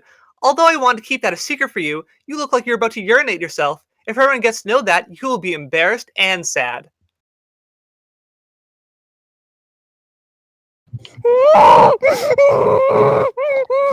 Yes, it's so embarrassing. If you're a man, then don't cry. Men only cry 3 times in their lives, and even then, only for a moment. As Sirius comforted the crying boy, the crowd below mocked that little boy at the same time. Everyone had gone through a period of time where they'd cried over little things, so their teasing was not malicious, but their lack of thoughtfulness was clamorous. All right, that is enough, everybody. It is true that this child is a little clumsy, but he is in fact very brave. Isn't that right, Luzbel-kun? The boy, who was bound by chains, was probably not very light, but Sirius easily held him up with one hand as she reproached the crowd while stroking his head. Lustbel, as the boy was so called, desperately moved his head as if to place distance between himself and Sirius's face. That sight was rather humorous, and although knowing it would be demeaning to the boy, the crowd still unconsciously laughed. Excellent. Well, please pay attention. My apologies. This is Luzbel, a 9-year-old boy who lives in Priscilla. His family name is Callard, so his full name is Luzbel Callard. His father is named Muslin Callard. Muslin-san works to maintain the stability of the waterways. Ina Callard, Luzbel-kun's mother, is pregnant. Her stomach has just started to grow larger, and so Luzbel-kun is looking forward to have a younger brother or sister. The Callard family lives on 3rd Street. They often go to the city park with a family friend, Tina. Luzbel-kun and Tina-chan are childhood sweethearts, and they love each other dearly. Luzbel-kun's dream is to have Tina-chan stand at his side and support him. Tina-chan is the girl with pale blonde curls, and her growing beauty as she blossoms into adulthood is much anticipated. That Tina-chan also wants to support Luzbel-kun's dreams. Upon hearing of the song Delphine Betrayed by the Sunset, Luzbel-kun wanted to become an adventurer just like Delphine. It is a very commendable dream for a boy of his age. Although there are many people who would laugh at the childish dream, I would not do so at all. Who could laugh at the manly spirit? I believe that Tina-chan also thinks this way, which is why she gives Luzbel-kun her heartfelt support, right? Although Luzbel-kun's dream is to be an adventurer, he's also really looking forward to meeting the child inside his mother. His original plan was to immediately embark on the journey of adventure, but he put it on hold out of consideration for his newborn brother or sister. Because of the large difference in their ages, that child will certainly be very much loved. Luzbel-kun is a good kid who is considerate of others, so I think he'll be a very good brother. I would also be happy if everyone could support Luzbel-kun's feelings. Yes, we cannot forget about Tina-chan. In fact, the one I originally wanted to bring here was Tina-chan rather than Luzbel-kun, but because I think girls are closer than boys and the kind of love that I want to affirm. However, my heart was impressed by Luzbel-kun's desperate pleas. Sorry, I'm not a very strong-willed person, so I changed my mind. Although being temperamental is just my usual attitude. When I talk about love, I speak wholeheartedly. Oh, how annoying. I am so embarrassed. Really, my business does not matter. We should be focusing on Luzbel-kun and Tina-chan, because they already love each other so much. I do not know how much they will come to adore each other in the future, so separating them would make me very, very sad. So I decided that I would respect Luzbel-kun's feelings and help him. So although Luzbel-kun was just slightly scared and even cried a little, he is, in reality, a very brave child. Thanks and my apologies. I finished talking in a way that is convenient for everyone.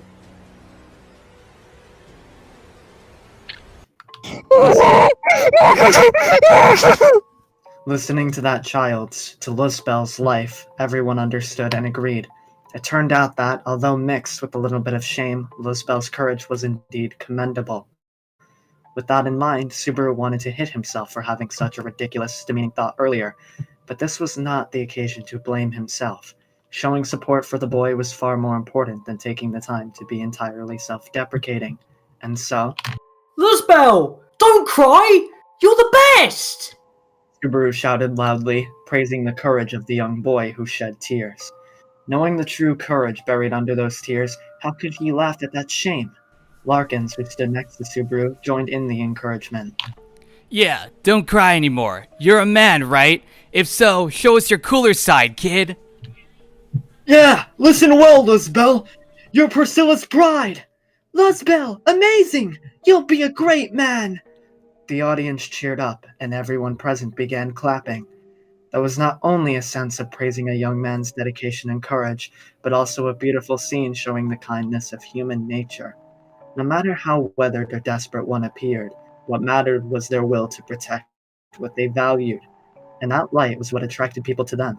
For such a revelation, people could not be thankful enough. Thank you. This is amazing. I believe that we could all understand it. I knew everyone would praise Losable Kun's courage because he demonstrated love in his courage. If you know him, you will love him. Because of this mutual understanding, everyone now has an in-depth understanding of each other's love. Serious, thank you.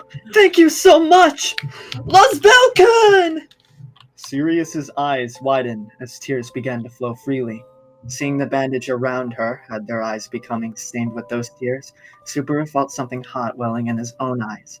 His shoulder was gently nudged. Larkins, who stood by his side, was laughing at the crying Subaru. However, the tears in his eyes, even as he smiled, did not escape Subaru's notice.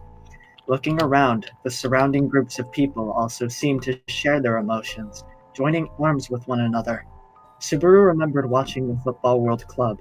When people stood together against the world, people always looked to connect and share their joy with those who they were not acquainted with. And now, that sort of Japanese spirit was gradually spreading. There was indeed a solid bond between people. Our inability to understand each other creates barriers between us. Our minds being unable to empathize leads to antagonism. Our inability to reach conclusions has us giving up on one another. That is all very heartbreaking. In fact, it is a tragedy. But now, everyone, are you sad? Do you feel heartbroken? Not at all. Sadness or whatever, none of us feel that way. Thank you. So, do you feel happy? Does everyone feel happy? Of course.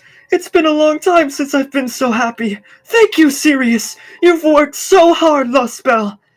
With a splash, a whirlpool of applause formed, giving birth to a circle of gratitude for the excited Luzbel. Now, the heart of everyone here was in one single place, thanks to the two standing on the clock tower. Luzbel twisted his body and sobbed, finally opening his mouth, disregarding the chain and screaming through his broken teeth.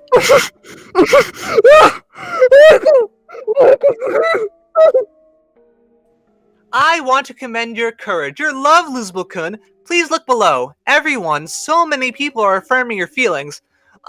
Thank you. My apologies, Luzbel-kun. Although you were a last resort, I just wanted to affirm the scene.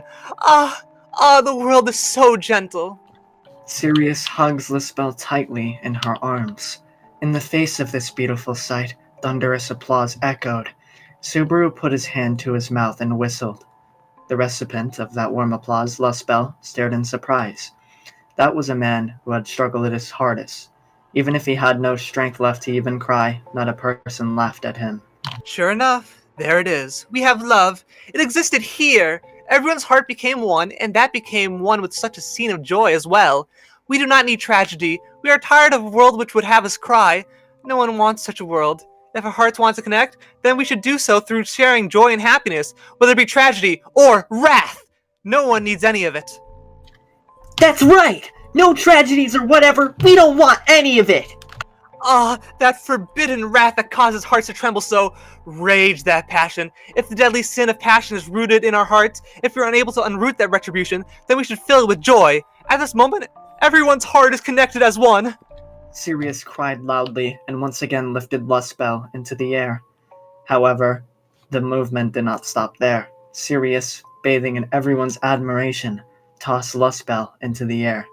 Please give thunderous applause! Woo! Sirius had given the flying Luzbel the best possible stage. Watching the young boy soaring through the sky as if flying into the sun, Subaru took the initiative of leading the crowd into the round of applause. Roaring thunderous applause, a heavenly blessing to Luzbel, who skated through that sky. The little boy spun and spun, but as soon as it reached the top of its trajectory, it began to arc downward. Luzbel headed straight towards the ground. The crowd vacated where he was about to fall in a hurry. That was the triumph of a hero. Endless applause, praise for the falling boy. Lifting his head and seeing the ground rushing towards him, Luzbel moaned. He desperately wriggled his small body, and exhausted, wanting to do anything he could to avoid that rock-solid ground, tirelessly fighting to his last moment. Everyone shed tears at the unwavering tenacity of humankind. Then... the world is so gentle! Before the fierce collision, Julius let out a shout. The applause of the crowd who heard that voice became louder and louder. As if eggshells had fallen to the ground, the sound of something breaking echoed, and everyone's field of vision was dyed red. The whole body was crushed by the hard ground head first, and what was once Lusbelle's body, which had once contained the breath of life, became a splatter of flesh in the square. The courageous boy was scattered. And just after seeing that scene, crack, the sound of eggshells breaking echoed like a round of applause. The square became a pool of bright red. That was an ending. After the song ends and they chat again, shouldn't we prepare food and drinks for them, Natsuki-sama? Indulging in sweet snacks will certainly create a mood that will close the distance between them. Don't you think so? Immediately after he thought he had blinked, Subaru saw a dark-skinned girl stand in front of him. She put on a clumsy, flirtatious attitude as she stuck out her tongue and scratched her cheek. As if in a trance, he turned his head to see a smiling, silver-haired girl watching him from nearby, and a red-haired woman wearing an irreverent attitude, and then a petite girl who held his hand. What's going on? Ignored? Are you ignoring me? Please stop it! Don't look at me with that bitterness! Stop it! Stop it! Don't sigh like that after hearing my song! Don't look so disappointed! Forgive me! Faced with his silence, the girl in front of him, Liliana, shuddered as if remembering something she was unwilling to recall. Witnessing the situation, Subaru opened his mouth and... I feel sick. Huh? Did that actually just happen? Looking at a girl's face so intently, at such a close distance, and the first thing you say is that you feel sick? I, Liana, am even more ashamed Natsuki-sama than your mother is! Liliana pretended to be tearful, turning her face away, still keeping an eye on Subaru's reaction. But Subaru could not even notice her annoying attitude. He shook where he stood, and could not help but collapse on the ground. Subaru! What's wrong? What's wrong, I suppose? Subaru? Subaru? Beatrice, who was holding his hand, and Amelia, who stood nearby, looked down at Subaru, who had collapsed on the spot with concern. Subaru grew so pale that the two could not help but hold their breath. I feel sick. It had been a year since he had last returned by death, and the overwhelming incident that just preceded his death left him on the verge of vomiting as he held his shaking knees. Thus, the spiral of death began once more. This time, the cycle of nightmares was staged in the city of Priscilla. Once again, the curtain rose. And that ends Arc 5, Chapter 19. What do you guys think about this chapter? Well, Wow. Before we get too into it, there is like a bunch of noise behind me, so I'm just gonna say this in mute again. This is his first death after an entire year. So this, PTSD Baru is probably going to resurface himself. I hoped I captured that in his voice there. When he Great said job, by the way, Gold. Great job, Gold, dude. you were amazing. That Regorant, holy shit. Really good. The only reason why I paused for 1 second is because I had to scroll down, by the way. It No, you're fine, you're fine. You deserve I'm gonna like 5 pauses for how well you said that speech. Can we get a my big hand gosh. for all the VAs, guys? I have to mute up again for a bit, but you guys can pretty much do your little discussion. I'll still be here. But great job, everyone. Wait, hold on. The OSTs were so good. Oh my god, dude. Yes. You were amazing. Not only in the sound department, but also as Losbel. Thank you. Yeah, God, I was shivering throughout voicing Subaru while doing that. You got me so into character with that. Thank you. In the comments, people asked, "How did Hollow get somebody? Was there somebody tied up?" Oh my gosh! Can someone be honest with me and tell me, was my mic like not picking muffling up my voice? a little bit? Yeah, It was muffling Just every at now the and again, but it wasn't too much that you couldn't. and it wasn't on the really important parts either. And you I got got through so- most of it, and then it finally started. Thank you for the 10 pounds, Pagu. I got Appreciate so it. entranced by the story that I think I cracked on my Amelia at the end. I was like so into I hope wanna I just didn't crack bring out up- my screams. No, your Amelia was fine. Okay, good. I was like, oh god, this is I intense. just want to bring this up too. The fact of the matter is that this is basically another obstacle blocking Subaru's path. And I want to know from all of you who haven't read through this yet, what do you think happened? Why the crowd was all entranced with Luzbol? Why they were like, yeah, throw him, yeet that kid off a building. Fuck yeah, dude. We love you. All that bullshit. And I had like...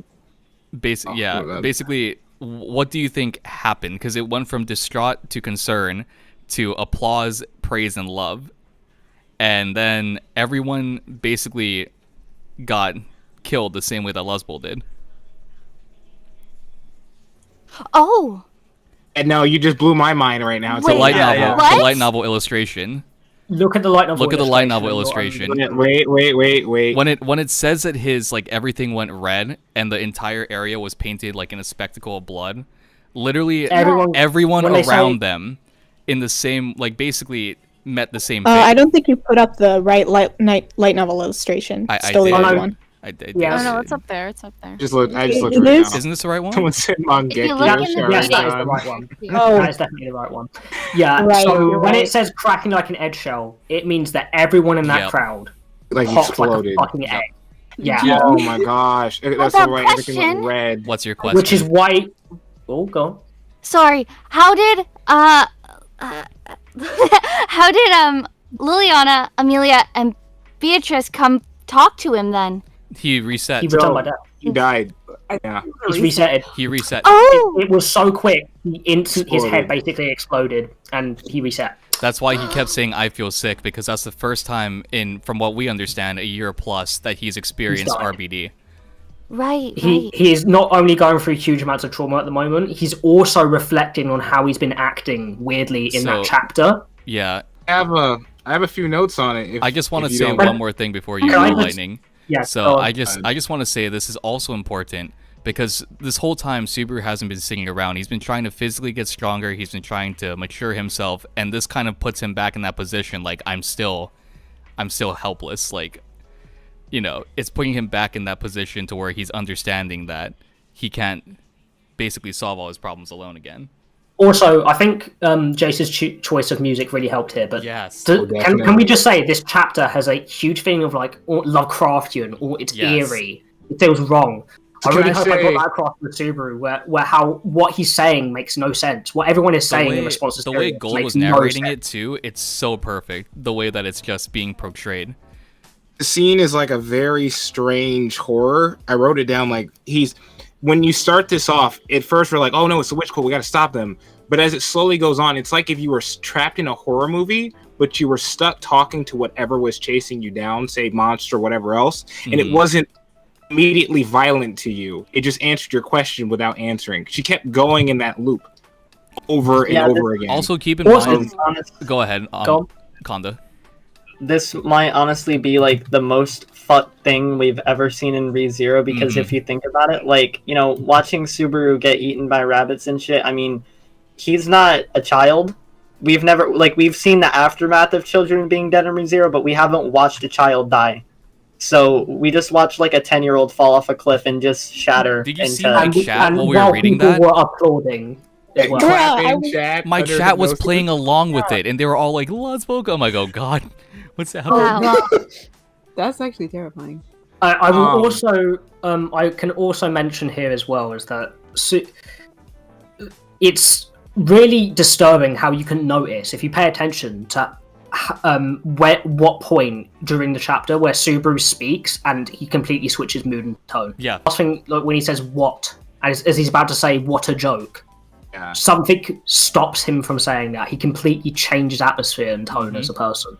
Yeah. I was gonna say one disturbing part. So, like, I feel like what Tepe does here is while you're reading this, every time you're reading their cheers, it's almost like you're cheering with them because you're having to read the words out loud. Yeah. And as series slowly starts, it almost seems like mind reading to some degree. Like at first, it was like subtle, like maybe like some awareness of intent or maybe some awareness of threat, but then it slowly just becomes almost everything, and then it feels like your mind's being read. And then again, Jace with the music, adding that in as well. The situation's not an immediate threat, right. So having the music play very calmly, having it's a positive message that we should love other people, yeah, but the interpretation feels all wrong, and it slowly Everything puts you at nerve. I had to move around for a second. People were bothering me. freaking out. They were like, the writing of this chapter and the way Sirius speaks draws you in. It draws you into the atmosphere. And this is also something to note, that this is a very similar thing between all archbishops. They are at some level you can understand what they're saying, but that it's so twisted and the opposite of right that it's otherworldly, it's eerie, it feels so insane. You can't make sense of it. Hey guys, you can't begin to understand it. This might be my last stream. The ReZero Season 2 break time just got a copyright strike. Yo, hold on. I thought we were in the clear. I thought that shit only happens right when you upload it. Cross Warp just legit struck my... Is that the third strike on my... Oh, kill me. Just keep... Hold on. Go. Alright, guys. We thank you for enjoying our Arc 5 live readings. They are over now. Sorry, guys. No, don't say that. Is that when we have to like start over? If like I'm fighting this claim. Don't worry. No. We fight back. We don't give up. In honor of Belkin. In honor of Belkin. In honor of love. The VAs were too good. They were threatened by Kanda and Super's voice acting. They felt intimidated. If only my mic was okay. Can I? Holy shit. Okay, I have one strike now because the other two apparently expired. I just had a heart attack. Holy shit. Hello, my heart was that dude just beats per second. Holy shit. Just added way more horror to the situation than ours. Alright, let's continue the discussion. As soon as he found out about the strike. Hello. Anyways. Oh no. I was gonna say Twitch Tabe is seems to be better. almost writing an allegory for the viewers. Basically, that whole description of the child's life and how he's going, doing all that kind of stuff, right? They basically just describe the hero's journey. And the crowd watching the hero's journey is almost like the viewer whenever you start a new series, show, or whatever else. You know that it might end in a tragedy, like we're watching with ReZero right now. But you keep watching anyways, and you keep cheering anyways. You keep going, oh wow, he's getting to the very end. Sometimes people die at the end of stories, and you still read it and watch it. You're still technically continuing yourself by staying around. And it almost felt like a very weird... it's like he's almost pointing back at the viewer, like, yeah, this is you, just a little bit. Yeah, he was actually more or less, I think, pointing out sort of like people's, perception of like how people should act in general. Like, for example, like you hear the way that the crowd kind of like reprimanded him sort of lightly, like, yeah, be a man, yeah, just do this, don't worry about that. Yeah, like, this is great, wow, you're amazing, Luzbel. It's like, it's all very kind of shallow in like a lot of ways, and it also kind of feels like you're not really seeing like the depths of like the scenario, which I think is what was kind of being pointed out there, if anything, by Tape. He was kind of like saying that like that's the most surface level like viewpoint you can have on like a story or like a person's life. Like you can see all the good parts of their life or see all the good parts of the story and be like, yeah, the main character just has to get over this, and then they're awesome. Just get over if dying. then they're bad. This is a very common theme in ReZero as well. The idea that Subaru as a protagonist, right? Even though he overcomes good things, and a lot of the things people see of him is just entirely good. Subaru doesn't always make the right decision. Subaru doesn't always do the best. He's a person. He's flawed. He's not some great hero that's going to do everything right. And to simplify it to this level in this scene, and it's honestly terrifying, because this is not something that is like pre-warned. You don't get foreshadowing for this. This just drops and it hits you. I gotta say, I've never seen that illustration for that scene before. It's and terrifying. Subaru's face is fucking like terrifying. He looks like a child, like so giddy, and it's dear God. Yeah, it's pretty creepy. I'm at like 240p on this thing, and it's freaking me out. It's almost as if he's making the same facial expression as Sirius in this moment. It's terrifying. We also have some volume 16 illustrations, like character designs and stuff like that we can pull up at the. We could if you want. I just noticed that. Okay. Can I say something real quick? Yeah, what's up? Something I noticed.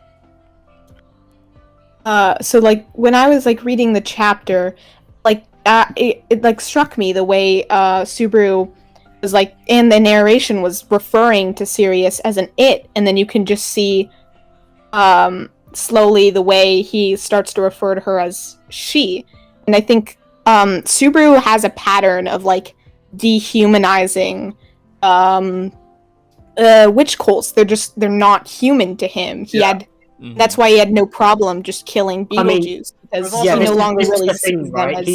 He has Earth morality. He doesn't believe that killing people is a good thing. So to stop himself from conflicting with the guilt of killing someone, he thinks of the witch cultists as not people. And that's how he deals with it. And I thought it was interesting how it went at that subtle shift between it and she. Yeah, so there was it, and then there was him, and then it was she. Oh wow! Wait, they called her him? Yep. Yeah, I was almost. So the impression you're supposed to get from Sirius's voice is that it's androgynous. It's ambiguous as to whether or not it's male or female. It's more mechanical and guttural than it is like identifiable or feminine, if that makes sense. Well, I'm wondering, could you use the word mechanical, and we are talking about a subject of love? Typically, when we talk about like mechanical characters or characters without like feelings, love is typically something that they try to focus on. And so I wonder if that's more so to do with backstory or not. This is a common theme throughout all the archbishops. What they say is very, very, very shallow. We have the and how they Arc feel 5. about it is very, very shallow. We have volume 16 up right now, the cover, which has both Betelgeuse and Sirius on it. So yeah. Interesting. Oh, one other thing I was going to say is when bringing up Wrath was brought up in a negative tense. I hate Very negative tense. Yeah, she was saying that she didn't like Wrath. Yeah, she's Yeah. like, Wrath should not be used. It's not good. But she is the archbishop of it. And said it, by the way, that too. It wasn't like, oh, you are the archbishop. It was like she said it Can properly. we also see a common theme with Geese here? What does he hate the most? Sloth. What is the archbishop of? Sloth. And then there's also like Regulus saying Regu. Regulus believing that everyone else should not be greedy and everyone's being materialistic around him. He hates But greed. also him acting like he's already satisfied. Like, he's not content. greedy. Everyone in ReZero hates themselves. That's very true. Pretty too. much. True. Really good. I have This is- self-confidence. This is something me and Gold got into a conversation about a long, long time ago, where we talked about how the archbishops, the way they think is so twisted that they can't self-reflect on how hypocritical and self-hating that they are, that they just don't think of it. They can't improve as people because they refuse to accept it. Honestly, from the core cast, I think Rom is the only character that doesn't harbor self-hate for herself. Yeah. All Yeah, the Sin Archbishops kind of sort of shield themselves from thinking too deeply about their actions, so they kind of always deflect. Like, maybe Sirius is very wrathful and we just don't know, but she's always on the pretense of nope, I hate Wrath, Wrath is awful, everything's bad, and she's not acknowledging her feelings, That's sort of... I mean, a whole group of people were just killed, so that was pretty wrathful, right? She threw somebody off the building saying it was love, but Well, yeah, this is the scary thing. These people really, really do believe that they're not doing anything wrong. That they're not sinners. Yeah, they said it was something that's always said is it's a delusion, right? That's what Sin Archbishops are. They're mad. They're delusional.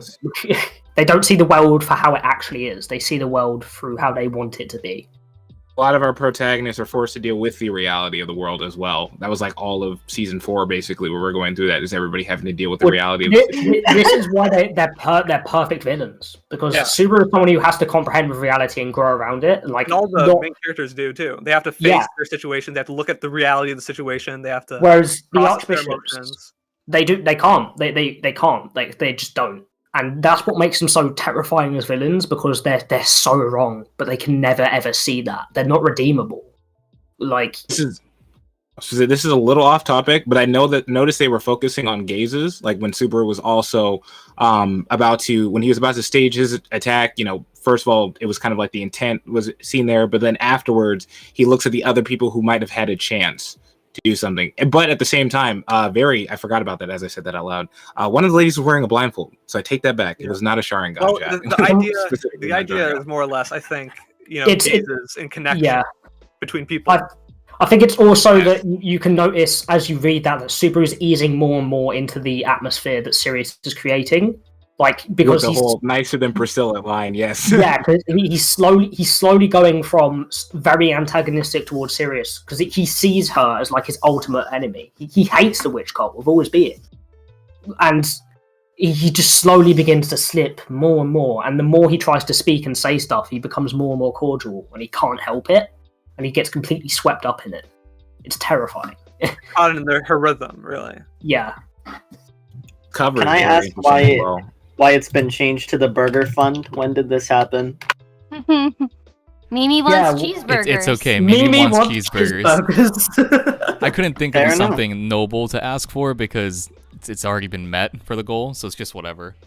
I don't really just mind. getting Mimi some McDonald's. I also apparently have to contact Crosswarp and request for the strike to be taken down and complete copyright school again for the third time. So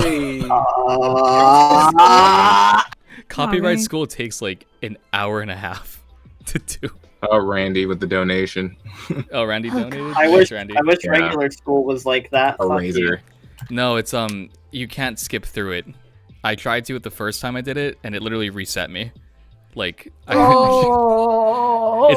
like lockdown browser. It sucks, but I when want are to you keep gonna doing switch content. to Twitch? When my computer won't blow up if I Oh, use that's it. fair. That's fair. We can't say simp on Twitch.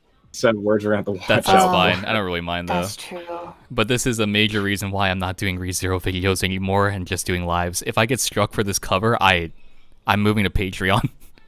I was gonna say we start that SAO channel. Yeah, man. Yep.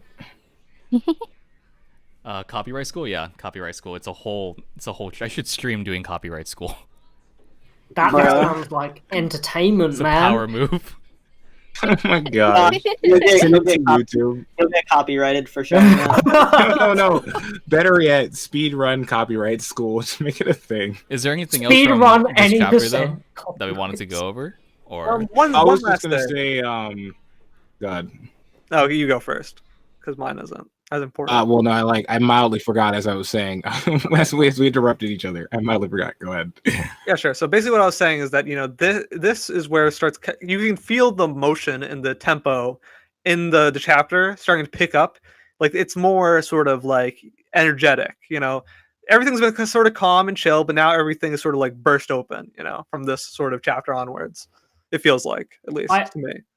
Also, coming back to the whole like storytelling, like meta perspective of this chapter, it's so beautifully written at the end. How it talks about how it's almost like a theater play as the curtains rise, right? After all, the title is Theater of Malice. So yeah, exactly. It's I like can imagine Theater D playing in the anime. It's like Teppei like acknowledging to like the audience that like if you were bored before, this is what you guys were waiting for, right? All the suffering. This is what you wanted. Here it is. And that's quite a meta thing to talk about because he's made Subaru such a human character that if you really ponder on that, you realize that you're watching someone suffer for your own entertainment. Like, yeah, no, you're watching the child be thrown off of the building, basically. This is probably the audience. This is probably going to be a huge wake up call to people in the anime when they get to that part of it, because like in season 2, literally the entire second half, there's like no suffering really. I mean, there is, but it's not like to the same delirious level as like early arc 3, early arc 4 stuff. So yeah, like, oh shit, ReZero's back. Yeah, this is what I will say as well, is that the sad thing is what Roswell says at the end of arc 4 is true. Subaru choosing the path that he chose is the one that's going to hurt him the most. Definitely. He is going because of his greed, because of what he wants to do and how he wants to approach it. He is going to hurt so much for it, and that is the tragedy of it. For him to get the best path and the best ending, he needs to. It's way harder to hold on to multiple things than just one thing. Yeah, it is. For some reason in the anime, they made Roswell's like thing to Subaru kind of just like a coy little nudge thing, rather than a huge threat. Which is it's a huge threat in the novel. As an anime only, I still kind of felt the threat from it, but I can probably see what you guys are going with it. It's probably like a I will say one thing that differs is that although I don't know how it's like in the light novel, because obviously the light novel is the source material for the anime and not the web novel, but in the web novel it came across to me as like Roswell is essentially saying here that if you don't commit to this, I'm going to take everything from you and force you to do it. Roswell hasn't really changed in attitude. He's just been forced to change his method. Yeah, he's being forced to come along. It's like the little kid with the backpack on with the leash that they walk your kids around with or whatever with the backpack. It's the tragedy of Subaru's character that for him to do for everyone to be the happiest and to have the best ending, he needs to be the one who gets hurt the most. Even with the lessons of being taught to rely on his friends, he still needs to suffer and do things by himself sometimes. There's a constant loneliness that Subaru will never be able to shake off. It's that Subaru can't, always completely rely on others, but he can't just rely on himself either. That's what makes it so painful for him. He can't just go with one option. He has to, balance his decisions. Yep. But he's accepted that for the most part. There's two things I was kind of one wondering. I can't wait to see how the candidates individually are going to handle this. We already see what happened with Krush specifically with the last time the witch cult was involved, and it could either go positively or negatively. We don't know, right? With a character like this who's talking about feeling compassion for others and stuff like that, and we were just done talking with Priscilla. Not that Priscilla does not care for people, but in her own mind, as we already said before, is somebody who is. They see themselves as they own the entire world in a sense. I wonder if that would have any sort of almost contrary feelings, if we get any sort of conflict there. There was a second part I was going to mention. Oh, also, I love the introduction fact for that we got when Liliana showed up. Everything was about being entranced by the music. That was the first thing we got was being entranced. Everybody was almost overwhelmed and they couldn't handle it. They just had to clap and go with the music. And now